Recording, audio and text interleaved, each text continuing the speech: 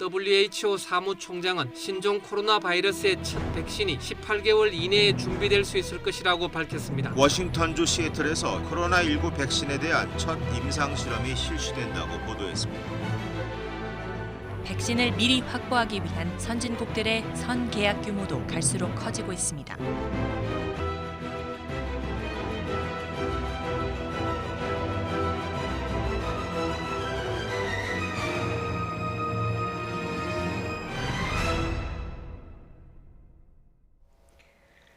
네, 국내 코로나19 확산세가 계속되고 있는 가운데 희소식도 들리고 있습니다. 우리 정부가 예방 백신 4,400만 명분을 확보를 하고 이르면 내년 2월부터 단계적으로 도입하겠다는 계획인데요.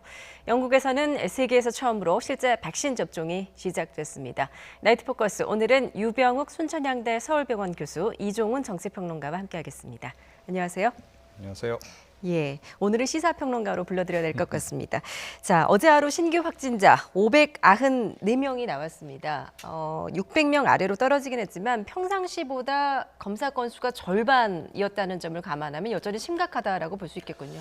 우선 하루 평균 검사 건수가 약 2만 3천에서 2만 4천 건일 때 600여 명 내외의 확진자가 나왔던 거랑 주말 사이에 12,000, 14,000여 건의 검사 결과가 진행됐을 때 비슷한 숫자가 나온 걸 보면은 일반적인 산술적으로 봐도 양성률이 굉장히 높겠다라고 우리가 알 수 있겠습니다. 네. 사실 이거는 두 가지 측면인데 우선 일반적으로 많이 말씀을 드렸겠지만 이런 보이지 않는 이런 전파가 사회 전반에 있는 것도 있지만 실질적으로 역학조사를 통해서 그 추적을 지속적으로 하려는 노력과 또 시민 여러분들의 자발적인 참여로 연결고리를 끊어가는 과정에서 그 숫자가 나오고 있는 것인데요. 근데 중요한 거는 지금 보이는 숫자가 다가 아니라는 건 이미 우리 이 시청자 여러분들도 이미 아실 겁니다. 예. 증상이 없는 분들까지 우리가 다 검사할 수 있는 건 아니기 때문에 최소 지금 보이는 숫자가 500명대, 600명대도 굉장히 우리에게 경고의 메시지가 된다고 하지만 증상이 없고 개인 방역을 지키지 않은 상태에서 밀집된 상황을 통해 다시 전파시킬 수 있는 분이 최소 지금 숫자보다도 약 2.6배가 될 수 있다고 하는 2주 전에 나온 호주 국립대의 연구 결과를 보자면 지금도 지속적으로 우리가 조금 더 추적을 한다면 1,000명 이상이 나와도 전혀 이상하지 않은 그런 상황입니다. 굉장히 지금 심각한 상황이다. 경각심을 가져야 된다라고 말씀을 해주셨는데요. 오늘 6시까지 집계된 상황이 500명이 훌쩍 넘더라고요. 이렇게 따지면은 내일은 700명이 넘을 수도 있겠다라는 예상도 나오는데 지금 사회적 거리두기 효과가 그만큼 나타나지 않고 있다라고 봐야 될까요? 어떻게 보십니까? 그렇게 볼 수 있겠죠. 그런데 사실은 뭐 사회적 거리두기 단계를 올리기 시작한 것이 그렇게 오래전 일이 아니고 최근에 이제 올리는 그런 상황이기 때문에 그 효과를 좀 가늠하기는 조금 더 시간이 걸리지 않을까 이렇게 좀 생각을 하고요. 그러니까 그 전에 이미 상당히 많이 퍼져 있을 가능성이 좀 높지 않나 이렇게 생각합니다. 그래서 지금 뭐 사회 전반 어디도 안전지대라고 얘기하기 좀 힘들 정도로 감염 경로가 밝혀지지 않는다라는 얘기는 그만큼 여기저기 다 많이 퍼져 있다라는 그런 이제 신호로 볼 수밖에 없지 않나 이렇게 좀 생각을 하고요. 어떻게 보면 이제 우리나라만 그래도 지금 이 확진자를 비교적 잘 잡아내고 있는 그런 그 상황인 것 같고 전 세계적인 최근의 그 확산세를 보게 되면 지금 기하급수적으로 좀 늘어나고 있는 이런 상승 곡선을 이미 타고 있단 말이에요. 우리가 좀 뭐 통제를 잘한다 하더라도 그런 상승 곡선으로부터 완전히 자유롭긴 좀 어려울 것이다. 그러니까 다분히 좀 환경적인 그런 그 요인이 작용하는 거 아니겠습니까? 겨울철이라고 하는 것, 건조한 날씨, 또 실내 생활을 주로 이제 할 수밖에 없는 그런 여건들 이제 그런 것들이 이제 작용한다라고 보면 우리도 뭐 다른 나라 유럽이나 미국과 비슷한 그런 곡선 자체는 그렇게 갈 가능성을 배제하기 어렵다 이렇게 생각합니다. 예. 자, 이런 가운데도 희소식이 들리고 있습니다. 백신 접종이 현실화하고 있는데 영국이 그 화이자가 개발한 코로나 백신을 세계에서 처음으로 대량 접종하기 시작했습니다. 첫 번째 백신을 처음으로 맞은 수혜자 과연 누구일까요? 소감 듣고 오시죠. I'll say go for it. Go for it because it's free and it's the best thing that's ever happened at the moment. So please go for it. That's all I say, you know. If I can do it, well, so can you. 예, 90살 마거릿 키넌 씨가 세계에서 처음으로 백신 접종을 맞았는데 코로나19가 등장을 한 지 이게 343일 만에 영국에서 처음으로 백신 접종이 시작이 된 겁니다. 교수님 어떤 의미가 있습니까? 우선 의학적 발전에 새로운 획을 그었다라고 말씀드릴 수 있는 게요. 일반적으로 예방접종이라고 하는 것은 건강한 사람이 본인의 건강을 증진하기 위해서 예방접종을 하는 거기 때문에 유효성뿐만 아니라 안정성이 굉장히 중요하죠.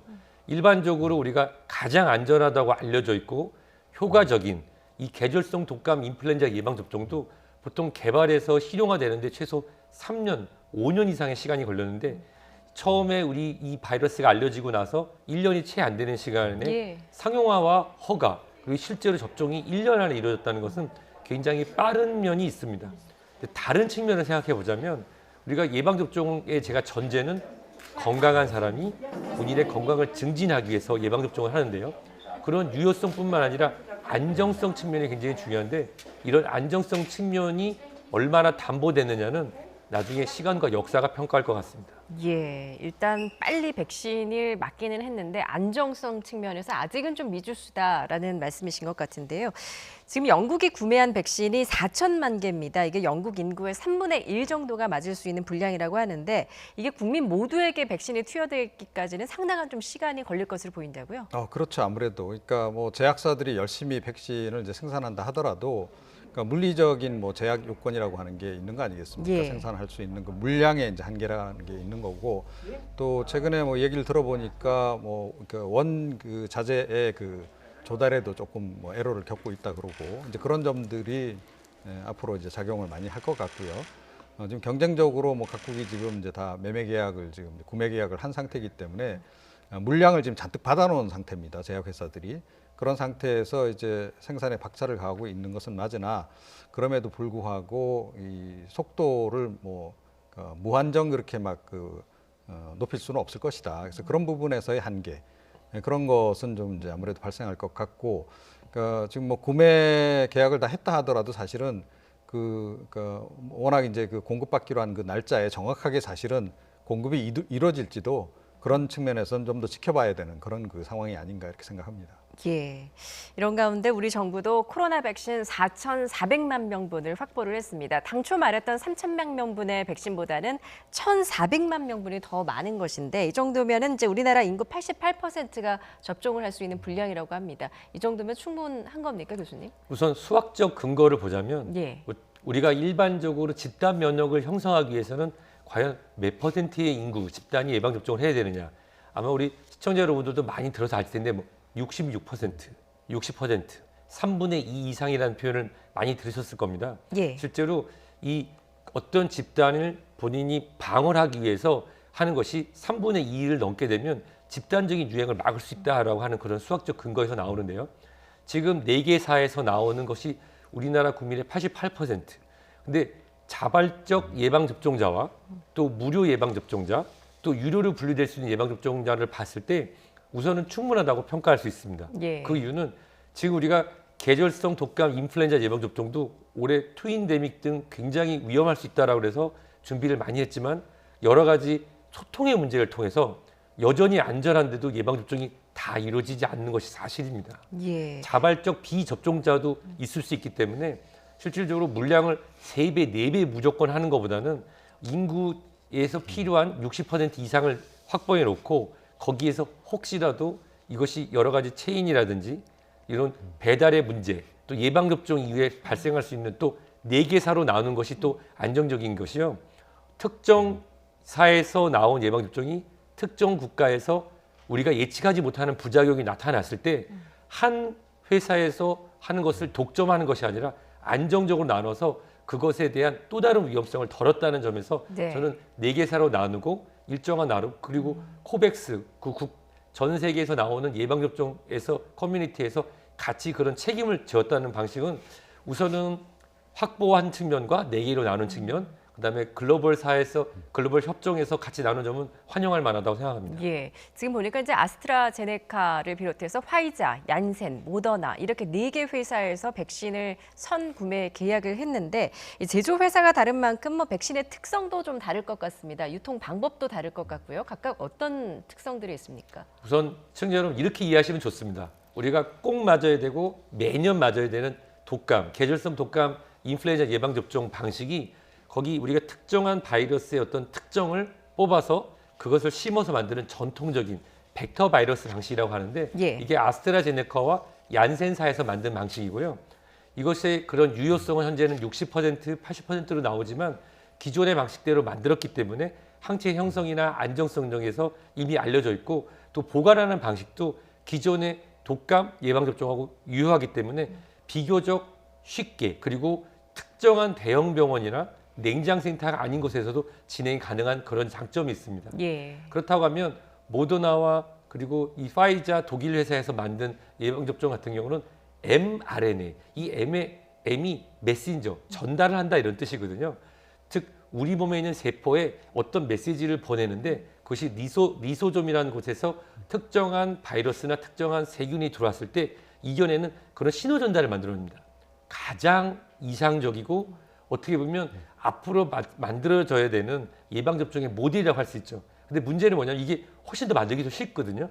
문제는 이 신호가 과연 우리가 원하는 것만 차단할지 5년, 10년 뒤에 봤더니 다른 신호까지 차단해서 우리 몸에 어떤 다른 문제가 생길지는 아직 아무것도 모르는 상태입니다. 예. 그래서 안정성 얘기를 말씀드렸고요. 예. 그리고 유효성 부분에서도 90% 이상의 데이터를 내고 있는데 어떠한 예방접종도 90% 이상의 데이터를 낸 것은 현재까지 아직 없었습니다. 네. 상용화된 것 중에. 그래서 그런 부분들이 좀 더 명확하게 나와야 되는 점. 그리고 이 mRNA로 제작하는 것이 실제로 벡터 방식, 예전의 방식보다 만들기도 쉽고 훨씬 대량 생산이 가능합니다. 기술적으로. 다만 이 mRNA의 보관 방식이 많이 들으셨을 거예요.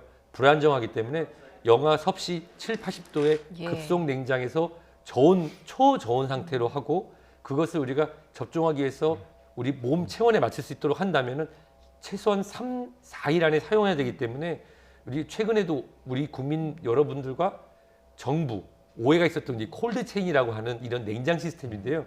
이런 것이 확보가 돼야 되는 사실은 개발도상국 같은 경우는 전기도 완벽하지 않기 때문에 좀 네. 어려움이 있을 거라고 판단이 되는 그런 차이점이 있습니다. 그렇군요.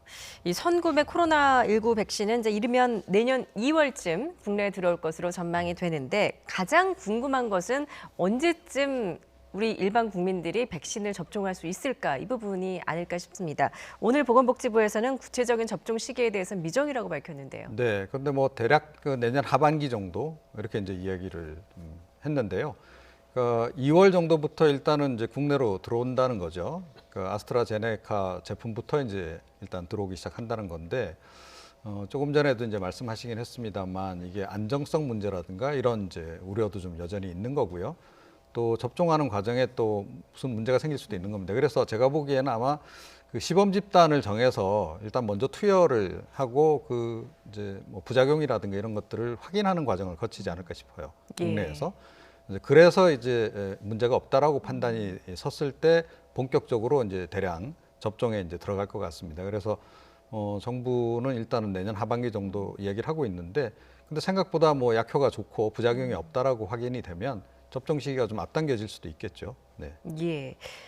다만 이제 소아와 청소년 같은 경우에는 이제 임상 실험한 게 없기 때문에 일단 접종 대상에서는 제외가 된다고요. 일반적으로 우리가 예방접종이라고 하면은 어린이, 소아, 영아를 생각하시잖아요. 예. 근데 먼저 우리가 예방접종이 어떻게 우리가 상용화됐나를 생각해 보면 보통은 집단, 군인, 성인들을 위해서 만들어졌던 게 사실입니다. 그런 것이 이제 소아 연령으로 내려갔던 게 이 질병에 대한 예방, 치료 효과적인 그런 측면 때문에 어른들이 예방접종을 맞았던 것이 이제 어린이용으로 점점 이제 안정성을 확보해 됐던 것인데요. 그런 부분 같은 경우는 우리가 독감, 이 계절성 독감 예방접종의 그런 개발 단계처럼 성인과 그다음에 면역이 확보돼야 되는 사람들에서 안정성이 확보된다고 하면 점차 연령대를 낮추고 또 가장 중요한 거는 윤리적인 측면이 중요합니다. 최근에 여러 나라에서 예방접종이 나오고 제3세계 개발도상국 국가에 무상 또는 우선순위를 주고 있는데 과연 그것이 각각 개개인의 예방접종을 받는데 동의, 확실한 본인의 의사를 냈는지 예. 그런 부분이 굉장히 중요하거든요. 하지만 우리나라 국민분은 모든 예방접종을 모든 시범적으로 하든 아니 예방접종을 할 때 본인의 동의와 그리고 본인의 안정성에 대한 인지가 중요한데 어린이들과 영유아 같은 경우는 부모 그리고 그의 보호자의 동의가 필요한 상황입니다. 예. 따라서 바로 그 보호자가 되는 성인의 예방접종이 완료가 되고 국내에 대한민국 국적자뿐만 아니라 대한민국에 사시는 모든 분들이 안전성이 확보가 됐을 때 그 다음 단계로 어린이, 영유아, 산모로 안정성 확보에 따라서 점차 접종이 확대될 거로 생각됩니다. 예. 과연 이 백신의 부작용은 없는지 안전성은 담보가 되는지를 확인을 한 다음 백신이 접종이 시작이 돼야 된다는 말씀이신데 언제쯤부터 그럼 상용화가 될 거라고 교수님께서 예상하십니까? 여기에 대해서 제가 우리 시청자 여러분께도 질문하고 싶은 내용이 있는데요. 예. 임신부가 꼭 맞아야 되는 예방접종이 2개가 있습니다. 하나가 바로 계절성 독감 인플루엔자 예방접종이고요. 또 2019년 12월에 우리나라 정부에서도 꼭 맞았으면 좋겠다는 게 100일에도 포함되는 T대비라고 하는 파상풍, 100일의 디프테리아 예방접종이 있는데 네. 보통 임신 중에 예방접종을 하는 거에 대해서 꺼리시는 분도 있고 당신 임신부뿐만 아니라 가족분들이 그걸 피하는 게 좋겠다고 하지만 실질적으로 인식 자체를 봤을 때 고위험군, 상대적으로 면역이 약한데 안전합니다. 예방접종을 해야 됩니다라고 얘기를 많이 드리지만 이 지금 방송을 보시면서도 임신부가 맞아야 되는 예방접종이 있어? 이러시는 분이 있을 수도 있어요. 왜냐하면 안정성이라든지 그만큼 소통에 문제가 있었다는 거거든요. 예. 근데 코로나19 치료제 백신 얘기를 들으니까 내가 해야지 하지만 막상 시작이 되면 얼마나 움직일지는 지켜봐야 됩니다. 예. 그래서 안정성 부분은 지금 우리나라에서 갖고 있는 이런 타임라인 대한민국은 대한민국의 예방접종의 시간표를 갖고 진행을 해야 된다는 게 저의 생각이고요. 예. 특히 그 안정성에 따라서 한다고 하면 아까 이 평론가께서 말씀하신 것처럼 이 계절성이 없다고 하지만 유행을 피할 수는 없거든요. 그래서 내년 이 상반기 5, 6월 내에는 최소 3상과 대규모 안정성 임상을 특정 군이라든지 의료진에 마치고 예. 거기에서 안정성이 1차적으로 확보가 되고 또 다른 대유행이 생긴다고 하면은 인플루엔자 예방접종과 동시에 진행되는 9월 예방접종이 저는 가장 유력하다고 생각됩니다. 아, 그렇군요. 지금 이제 접종 방법도 좀 궁금합니다. 일단 상용화가 된다면 우선 접종을 이제 해야 되는 대상자들부터 이제 무료 접종이 이루어질 예정이고 그밖에 이제 본인이 원해서 맞아야 하는 분들은 유료로 맞게 된다고요? 예, 뭐 그렇게 계획을 지금 찾고 있는 모양인데요. 근데 그건 뭐 조금 더 지켜봐야 되지 않나 싶어요. 그러니까 예. 어차피 이게 이제 온 국민 대량 접종의 의미를 갖는다라고 한다면 올해 그 독감 관련한 그 백신 접종도 사실은 무료 접종을 거의 한 거 아니겠습니까? 꽤 많은 숫자를 무료 접종을 했기 때문에 그런 식으로 갈 수도 있다 이렇게 좀 생각을 해요. 그래서 1차적으로는 취약층입니다. 그러니까 코로나19에 지금 대략 취약하고 좀 치사율이 높은 그런 그 연령대가 있지 않습니까? 그래서 예. 역시 고연령층 그리고 이제 기저질환이 있으신 분들 뭐 이런 분들에게 일단 먼저 투여를 좀 하는 그런 계획을 좀 찾고 있고요. 그 다음에 또 이 방역을 위해서라도 필수적으로 움직이는 그 인원들이 있잖아요. 예, 그러니까 보건 의료 인력, 그 다음에 이제 경찰, 그리고 이제 소방관, 그리고 군인. 또 이 군인들 같은 경우에 특히 또 이 대규모 확산의 우려도 있고 이렇기 때문에 어떻게 보면 국가를 유지하는 데 가장 근간이 되는 그런 필수 서비스 요원들 이런 사람들에게 우선 접종을 지금 할 것으로 이렇게 좀 전해지고 있습니다. 네. 자, 앞서 백신을 공급하는 해외 제약사들이 부작용 면책권을 요구해서 논란이 적지 않았었는데요. 우리 정부는 수용한 것으로 보입니다. 박능우 보건복지부 장관의 발언 듣고 오시죠. 이러한 그 불공정 약관이나 뭐 계약에 대해서도 저희들은 일정 부분은 받아들일 수밖에 없는 그런 상황으로 생각이 됩니다. 예, 이 어떻게 보면 좀 불합리해 보이기도 하는데 부작용 면책권 다른 나라도 다 수용을 하고 있고 우리나라도 어쩔 수 없이 좀 수용한 측면이 있는 것 같습니다. 어떻게 보십니까? 이 부분이 바로 제가 말씀드린 안정성 확보에 대한 부분인데요. 예, 현재 예방접종이라고 하는 것이 안정성을 확보하기 위한 최소의 시간은 저는 3년에서 5년이라고 봅니다. 근데 이것이 이제 새로운 기술이 개발해서 진행되는 데 있어서 확산을 막기 위한 전시에 준하는 상황이라고 하면 어떻게 보면 면책권을 요구할 수도 있고 그 부분은 분명히 있습니다. 하기 때문에 어쩔 수 없는 선택이라고 판단이 되고요. 문제는 그 부작용이 발생을 했을 때 그 책임을 정부가 지느냐. 왜냐하면 예방접종, 아마 계절성 독감 인플루엔자 예방접종 할 때 사인을 하세요. 하면은 충분히 이해했고 이거에 대한 책임에 대해서 본인이 진다라고 서명을 하고 합니다. 네. 물론 글씨가 작고 그래서 그냥 서명하시는 분도 있지만 이 실질적으로 이 면책 요구에 대해서 정부가 받아들였다는 것은 이 예방접종이 들어왔을 때 책임에 대해서 정부가 대한민국 국민에 대해서 일부 갖겠다라는 동시의 의미로 해석을 국민들이 하고 있습니다. 그거를 정부 당책자분도 확실히 하셔야 됩니다. 이거를 네. 예방접종을 맞는 사람인 국민 스스로가 지는 것이 아니라 이것을 도입하는 과정에서 국가가 책임을 지고 만약에 발생할 수 있는 부분에 대해서 어느 정도 진행할 수 있다라고 하는 그런 부분이 마련이 된 상황에서 정부에서 도입이 돼야 된다고 이거는 법적인 부분과 책임 그리고 혹시라도 발생할 수 있는 부분에 대한 보상 부분이 같이 진행됐을 때 국민들이 납득할 수 있을 거라 생각됩니다. 예. 아무래도 이제 국내 첫 백신은 아스트라제네카가 유력할 것으로 보이는데 이게 이제 비용과 보관적인 측면에서 모두 좀 이점을 보이고 있다고요? 네, 그렇습니다. 비용적인 면을 말씀드리면 이런 말씀을 하시는 분이 있어요. 이 계절성 독감 인플루엔자 예방접종하고 비슷한데 가격이 3,000원, 5,000원밖에 안 돼? 내가 만든 독감 예방접종은 그거보다 더 비쌌는데 그러실 거예요. 근데 실제로 거기 나오는 이 가격이라고 하는 게 실질적인 우리가 돈을 내고 맞는 가격보다는 생산해서 나눠졌을 때 나오는 가격이기 때문에 그 지금 언론에 나오는 가격하고 실질적 유통 가격은 다를 수 있다는 걸 전제로 말씀을 드립니다. 근데 실제로 가격적 측면에서 좋다는 것은 바로 우리가 보관이 쉽고 기존의 예방접종이 만들어지는 방식, 우리가 지난 4, 50년 동안 이 인플루엔자와 싸우면서 축적됐던 기술과 안정된 방식이기 때문에 훨씬 더 나을 수 있다는 거고요. 또 우리나라의 한 제약회사가 선제적으로 계약이 국가와 진행됐고 우리나라에서도 일부 생산이 되면서 임상을 준비하고 있기 때문에 좀 더 빠르게 진행될 수 있을 거라고 저도 생각하고 있습니다. 예. 자, 국내 치료제 개발도 상용화까지 얼마 남지 않았다라는 희소식도 전해지고 있습니다. 국내 치료제 개발 현황은 어떤지 관련 발언 듣고 오시죠. 여러 개의 국산 치료제들도 금년 말 늦어도 내년 초에는 결과 도출이 가능할 것으로 기대됩니다. 예, 치료제는 우리나라에서도 지금 완성 직전이라고 합니다. 지금까지 치료제 개발에 뛰어든 국내 업체가 총 10여 곳인데 이게 사용 승인만 떨어지면 바로 사용이 가능한 수준이라고요. 이제 뭐 그러니까 임상 지금 실험 진행 중인 곳이 이제 걔가 여러 개 있죠. 그리고 예.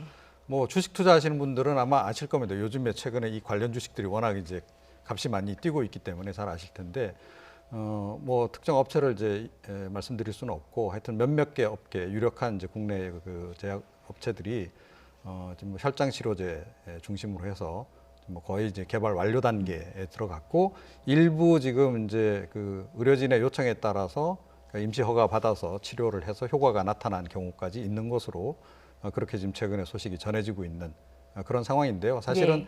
치료제가 빨리 개발되고 국내에서 충분히 생산이 가능하다 한다면 그러니까 백신 투여 규모도 좀 많이 줄일 수가 있는 그런 장점이 있는 거죠. 그러니까 사실은 이제 코로나19 그동안 우리가 경험하면서 결과적으로 우리가 좀 확인된 사실들이 좀 있지 않습니까? 그러니까 청소년 계층 같은 경우에는 감염되더라도 뭐 증상이 별로 없거나 무증상이나 아니면 가벼운 증상 정도로 이렇게 넘어가는 경우가 많고 그 반면에 이제 고연령대에서 주로 이제 치사율이 높게 이렇게 나타나는 그런 측면이 있다라고 전제한다면 그러니까 치사율이 높을 수밖에 없는 집단에 대해서 집중적으로 치료제 투여를 한다라고 전제한다면 백신의 투여를 그렇게 확대할 필요는 없는 거죠. 그래서 이게 상관관계가 굉장히 있다. 그런데 다행히 국내 그 치료제 그 개발 속도가 다른 나라에 비해서 결코 뒤처지지 않고 오히려 좀 앞서가는 그런 측면이 있어서 그거는 뭐 사실은 국민들이 조금 신뢰를 할 수 있는 부분이 아닐까 이렇게 생각합니다. 예, 실제로 이제 얼마 전에 국내 제약사가 개발한 혈장 치료제를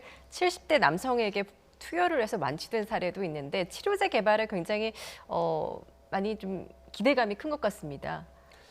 기대감을 가지신 분들에게 실망감을 드릴 수 있는 말씀을 드려야 돼서 너무 죄송합니다. 예. 사실 우리가 2009년에 신종플루 H1N1이라고 하는 새로운 종류의 인플루엔자를 맞이했을 때 그것을 빠르게 우리가 전 세계적으로 팬데믹을 극복할 수 있었던 거는 예방접종이 이미 있었고 적극적인 예방접종과 더불어서 쉽게 알약으로 먹을 수 있는 약이 있었습니다. 네.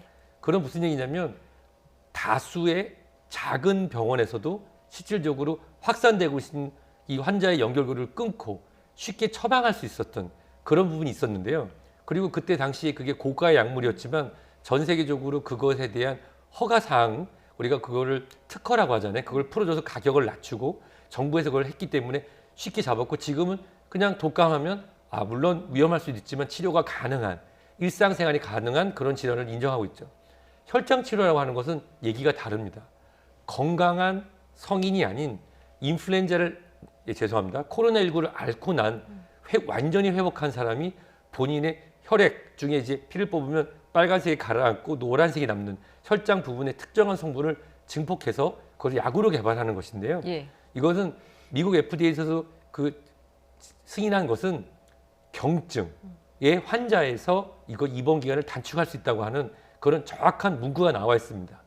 한 명, 두 명이 완치된 사례가 아니라 이게 전반적으로 퍼지고 경증 환자에서도 효과를 보아서 이것이 다른 사람의 확산세를 차단시킬 수 있는 그런 치료제가 나오는 것과 실질적으로 이 초기 단계에서 일부 중증 환자의 효과가 나타나는 것은 별개의 것으로 인지를 하시는 게 좋습니다. 예. 실질적으로 우리나라의 이런 기술이 코로나19의 치료에 있어서 치명률을 낮출 수 있는 기술을 갖췄다는 좋은 소식과 다만 이런 것이 우리가 혼돈하면 안 되는 것이 일반적인 독감 치료제로 뭐 뿌리거나 먹는 약의 개발에 그것과는 별개다라고 이해하시면 좋을 것 같습니다. 예, 치료제 개발이 된다 하더라도 코로나19에 대한 경각심을 늦춰서는 안 된다라는 말씀으로 들립니다. 다음 주부터는 이제 진단 검사 결과가 나오는데 이 시간도 대폭 줄어들 예정입니다. 신속 항원 검사가 도입이 될 예정인데 이게 기존 유전자 증폭 그 검사와 좀 어떻게 다른 겁니까? 우선 유전자 증폭 검사라고 하는 것은 우리 몸에 바이러스가 노출이 됐을 때 아주 적은 양이라도 그거를 채취해서 증폭, 2배, 3배, 4배를 증폭시켜서 특정한 약이 나오면 이 정도면은 바이러스가 많이 나와서 누구에게 감염시키거나 본인의 건강을 해칠 수 있다는 것이 유전자 증폭 검사 PCR입니다. 예. 근데 우리나라에서 기존에는 사용하지 않던 신속 검사법, 우리나라에서 개발했지만 우리나라에서 인정받지 않았던 신속 검사법은 똑같이 채취하거나 또는 혈액 등으로 떨어뜨려서 15분, 30분 만에 이 사람이 코로나19 바이러스에 노출되었다 또는 앓고 지나갔다를 금방 알 수가 있습니다. 근데 정확도에서 차이가 좀 나거든요. 그래서 어떤 게 옳은지는 좀 더 연구를 해봐야 되지만 정말로 급한 상황이고 지금 미국이나 유럽 중에는 하루에 확진자가 뭐 10,000명 단위로 나오는 경우라고 하면은 다수의 집단을 이것이 PCR 유전자 증폭 검사로 나가기 어렵다.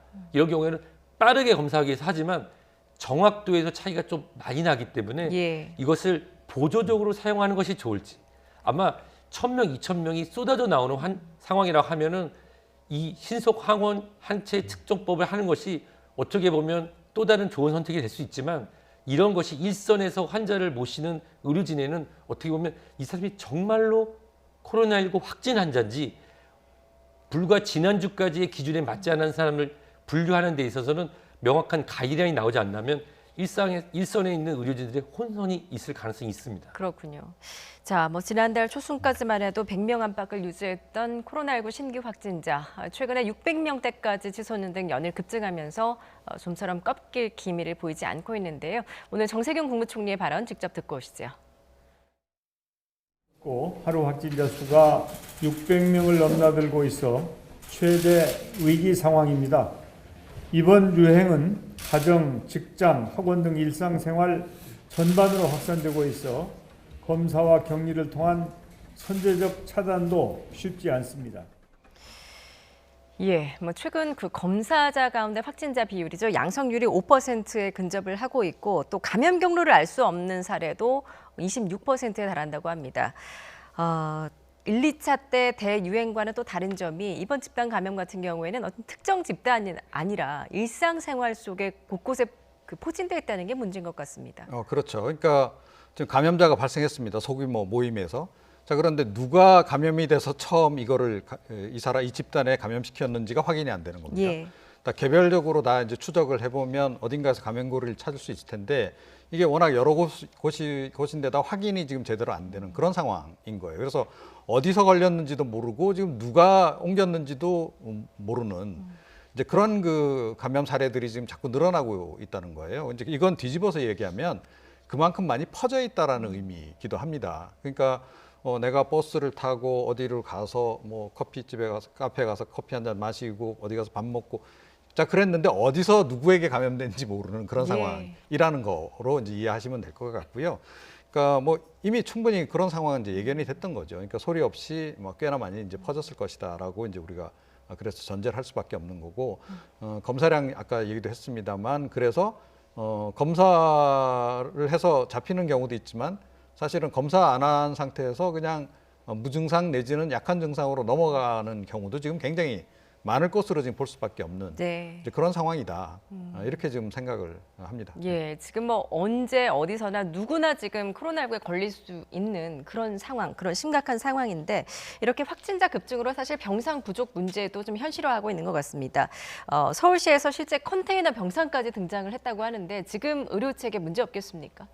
우선 그 시청자 여러분이 받아들이실 때 보면은 서울 수도권의 병상, 중증 환자 병상이 40 몇 개 남았다 이렇게 나오는 게 있잖아요. 예. 근데 이 40 몇 개라고 하는 게 그러면 서울 수도권에 그렇게 대형 병원이 많은데 중환자실이 그밖에 없나 이런 생각을 하실 거예요. 이거는 공공의료기관, 서울의료원이나 경기의료원에 코로나19 등을 모실 수 있는 중증 환자에 대한 그런 부분입니다. 근데 실제로 대형 병원에 있는 중환자실은 거의 100% 차 있다고 생각하시면 됩니다. 왜냐하면 중증 환자분이 코로나19만 있는 건 아니죠. 예. 뭐 심근경색이나 뇌졸중 등의 정말 생명을 위중한 분들이 입원해 계신데 문제는 뭐냐면 코로나19로 중증 치료가 필요하신 분이 일부 민간 병원에 입원을 해서 위탁을 하는 경우에는 감염 관리나 또 의료진의 격리 등을 위해서 더 많은 공간을 차지하게 되고 그걸로 인해서 일반 환자분들이 입원할 수 있는 공간이 줄어들게 된다는 것이죠. 그리고 이렇게 일반적으로 양성 확진자들이 많이 늘어날 때 이 분류를 제대로 못하면 제가 이런 표현을 여러 번 말씀드리고 제가 환자분 설명드렸는데 만약에 제가 코로나19 확진자 50을 받아보고 있는 건강한 남자이다. 근데 저 스스로도 무서울 것 같아요. 유병욱 씨는 건강한 40대 후반이니까 일반 병실이나 생활치료센터로 가세요.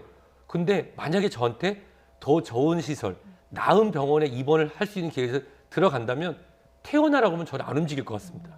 이게 바로 우리가 걱정하는 의료 체계의 붕괴입니다. 따라서 실질적으로 병상 수가 부족한 것이 아니라 어떻게 분류해서 경증과 그다음에 치료보다는 이런 격리가 필요한 분들을 분류하고 나이에 따라 나누게 된다고 하면은 그리고 일부 필요한 시설에 대해서 정말 중증 환자에 대한 치료가 필요하다고 하면은 일부 시설들을 전용하거나 그리고 지금부터라도 다시 생활치료센터 또는 일부 시설에 대한 병원 시설들의 일반 치료를 위한 병원 시설 확충하는 것은 2, 3주의 시간이 걸리기 때문에 만약에 서울시나 또는 이 수도권, 그다음에 대한민국 정부가 이것을 중요하다 생각하면 지금 준비하면 2주 정도 걸리거든요. 그래서 미리 지금 일반 환자분들 모실 것을 확보해 놓는다고 하면 대형 병원에 있는 중환자실을 전환해서 코로나19의 중증 환자들을 모실 수 있을 거라 판단됩니다. 예.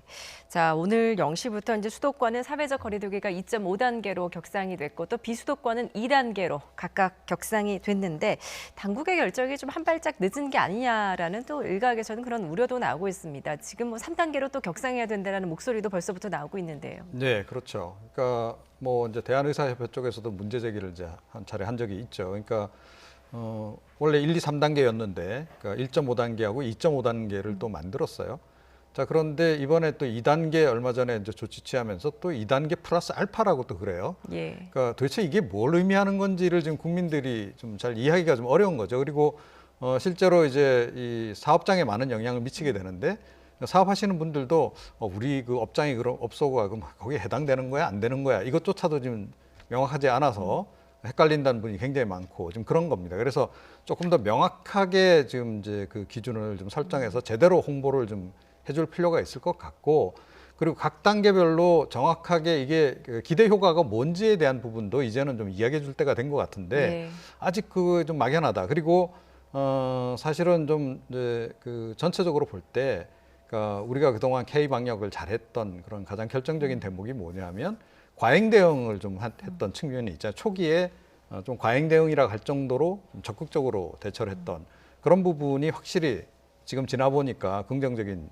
역할을 했던 거 아니겠습니까? 예. 그런데 최근에 와서는 이게 경제적인 여파가 있으니까 그것 때문에 자꾸 방역 전문가들의 의견보다는 경제적인 측면을 좀 더 고려하는 쪽으로 지금 정부 당국의 생각이 좀 자꾸 변하는 것 같아요. 그런데 이거 초심이 흔들리면 안 된다라고 생각합니다. 그러니까 그런 식으로 해서 점점 더 확진자가 늘어나고 상황이 악화되면 그러니까 이거는 뭐 단계의 문제가 아니고 경제 자체가 붕괴할 수도 있는 거 아니겠습니까? 지금 유럽이나 미국 같은 경우 우리가 지금 실제로 보고 있는 그런 상황이기 때문에 방역에 관해서는 전문가들의 얘기를 들어라. 그리고 조금 과잉 대응을 좀 사실은 할 필요가 있다. 그러니까 필요하다면 3단계 그 조치를 내렸는데도 너무 주저해서는 안 된다라고 저는 생각을 합니다. 예, 당국도 이번 겨울이 이제 백신이 나오기 전에 마지막 고비다라고 보고 있는 것 같은데 교수님께서 어떻게 보십니까? 3단계 격상 좀 선제적으로 할 필요가 있지 않을까요? 어떻게 보십니까?